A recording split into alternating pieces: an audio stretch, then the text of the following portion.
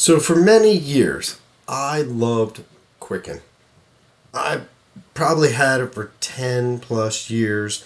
I would spend so much time typing in all the transactions, downloading things from my bank accounts or importing them in, seeing where every dollar went. Now I did it for two reasons. One was it was kind of like my checking account, so I could make sure that it was tied out, but at the same time, it allowed me to look at where my money went. But at the end of the day, it was kind of a waste of time. I was not budgeting, and I'm going to be probably very unique here, and I'm going to tell you to stop budgeting yourself, right?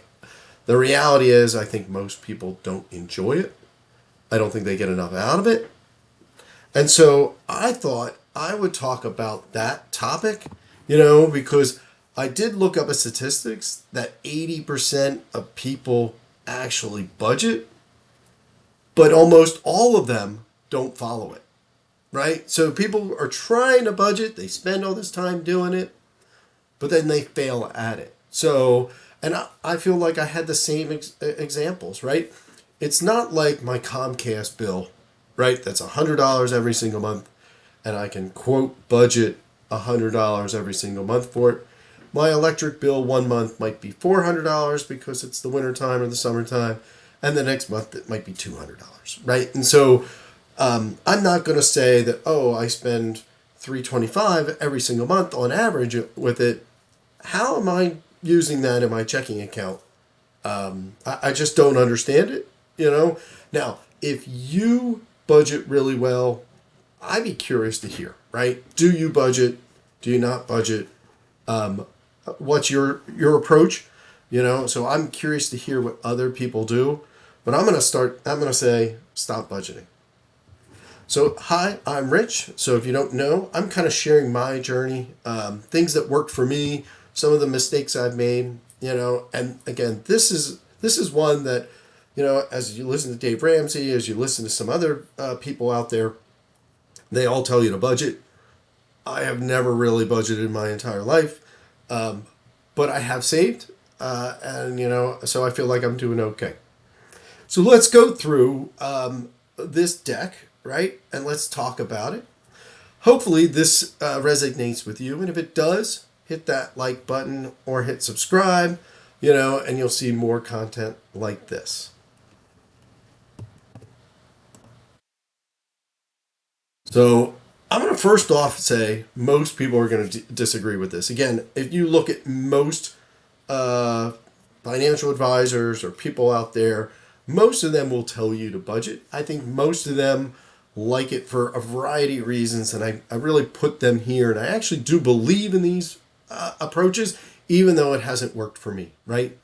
Number one, it makes sure that you spend less than you make, right? Or at least I would hope it does, right? But again, if the statistic says that 80 people quote budget, but then most of them actually fail at it, maybe they're not spending less than you make. So again, I think the approach that I'm saying to do only works if you make less than spend less than you make, right?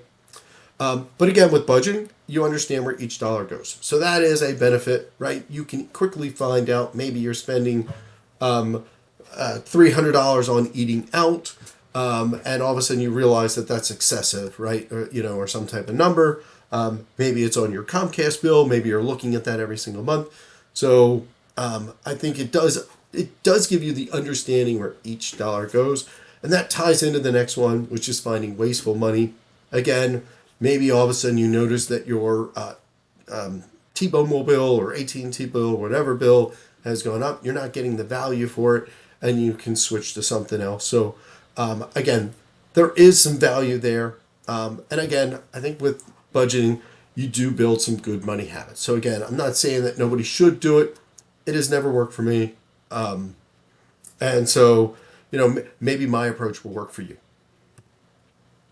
So the big thing that I have is pay yourself first, right? So, when you get that check and let's say it's $1,000, right?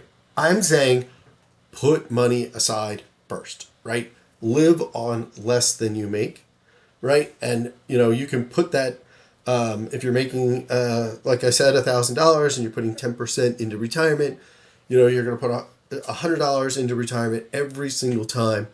What this really solves, I think, is this second thing in there is I'll save whatever's left. So I think most people today, and again, the reason why I don't like the budgeting is people run out to Starbucks and they grab that, $5 sugar drink, they call it coffee, but whatever, it's a sugar drink.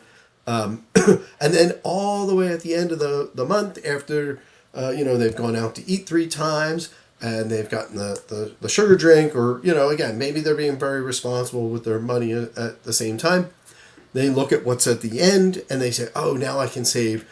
And the reality is at the end of the month, there isn't enough there, right? And so by saving money first, putting something aside first, you're guaranteed to save that, and then you make life choices to fit within that need. And I'll use some examples as well that I have, right?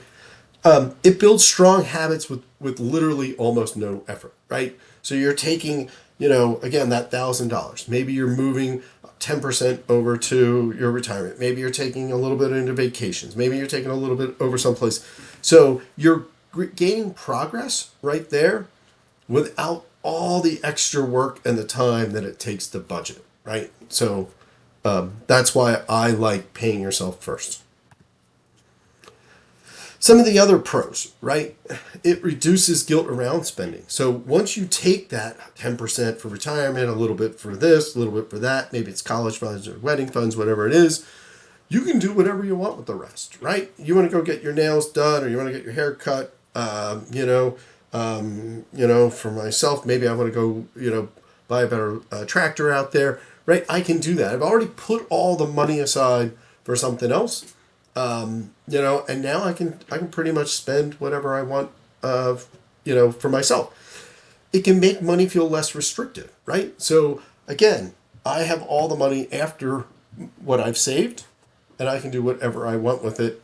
And I think this is easy, right?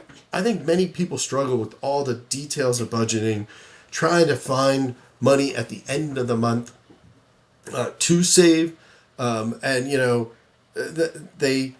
they make life choices that, again, by doing different things, and then at the end of the month there is no money. And I'll touch on one place. Hopefully I'll find another spot for it, but I'll put it in here, right?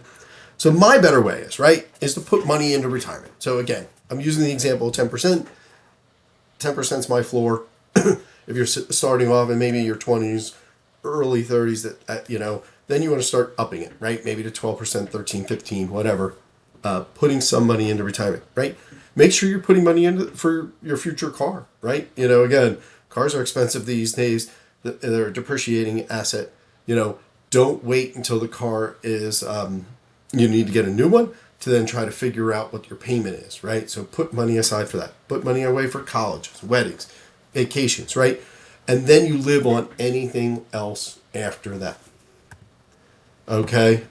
So once you save all that, now you figure out what all these other things cost, right? You're not going and buying this huge house that takes up 80% of your paycheck, and then you're trying to save after it, right? You're putting that money aside and then going and finding the housing that fits within the rest of the money that you have. I use food as a great example. I know people that go to, a lot of people used to talk about the whole paycheck, Whole Foods, right? Then you have the ShopRites and the Giants and the Acmes and stuff like that, which are probably maybe your middle of the road things. Then you got your Aldis, right? Or your grocery outlets, and there's other ones.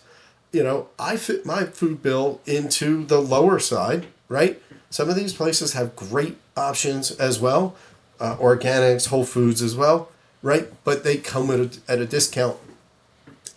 So again, you're putting the money aside for your long-term savings, and then you're fitting all these other things in here. So what do you think, right? Are you a detailed budgeter? Does it work for you? How do you get it to work? Because again, I would say, I think, well, I'm not saying my approach is better than yours. I do think I don't have that much to worry about. I am putting money aside. And again, if you struggle with some of these other ones, I would say try this approach, right? Maybe you're not going to start off at 10%, right? Start off at 5 or 6 or whatever. Increase it 1 or 2% a year, move it up to the right amount, but then, start to live on anything that is left. And then, again, over time, you start to see that money grow over time. So again, if you like this content, give me a thumbs up, like and subscribe. Hopefully you found this a unique approach on things that most people probably do. But again, I think my approach is kind of better. Thank you.